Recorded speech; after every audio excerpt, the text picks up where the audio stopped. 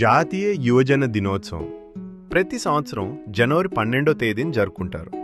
ఇది స్వామి వివేకానంద గారి పుట్టినరోజు. భారత యువతకు దిశ, ధైర్యం, ఆత్మవిశ్వాసం ఇచ్చిన మహానుభావుడు ఆయన. స్వామి వివేకానంద మొదట నరేంద్రనాథ్ దత్తగా కోల్కతాలో జన్మించారు. యువకుడిగా ఉన్నప్పుడే అంధవిశ్వాసాన్ని ప్రశ్నించారు. దేవుణ్ణి చూశారా అనే ఒక్క ప్రశ్నతో సత్యాన్ని వెతికారు. రామకృష్ణ పరమహంస గారి నిజాయితీగల సమాధానమే ఆయన జీవితాన్ని మార్చింది. వేదాంతం ద్వారా ప్రతి మనిషిలో అదే దైవశక్తి ఉందని ఆయన గ్రహించారు. యువత తమ అంతర్గత శక్తిని గుర్తిస్తే భయం, బలహీనత తానుగా పోతాయని నమ్మారు. ఆధ్యాత్మికత మనల్ని బలహీనం చేయదు, బలవంతులం చేస్తుంది అని చెప్పారు. ఆయన బోధన సూటిగా ఉంది.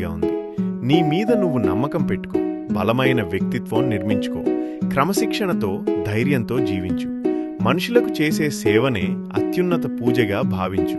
అందుకే ఆయన సందేశం నేటికీ మనల్ని కదిలిస్తుంది.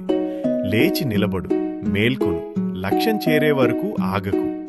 జాతీయ యువజన దినోత్సవాన్ని నిజంగా జరుపుకోవాలంటే ఆ మాటలను జీవితంలో అమలు చేయడమే. ఇలాంటి చిన్న కథలు పెద్ద అర్థాలు కావాలంటే లైక్ చేయండి, షేర్ చేయండి, ఫాలో అవ్వండి.